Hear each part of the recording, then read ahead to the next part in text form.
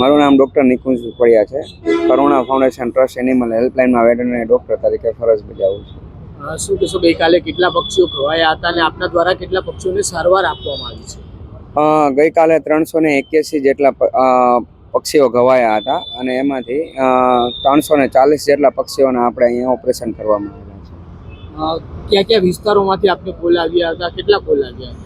કરુણા foundation trust animal હેલ્પલાઇનના total રાજકોટમાં આખા અલગ અલગ જગ્યાએ ટોટલ 12 કંટ્રોલ રૂમ હતા અને એ કોલ અમારો એક હેલ્પલાઇન નંબર હતો. એમાં બધી જગ્યાએથી આવતા હતા. જે વધારે ઝડપી સારવાર મળે અમે ત્યાં એ જગ્યાએ મોકલતા હતા અને 500થી પણ વધારે કોલ આવેલા હતા.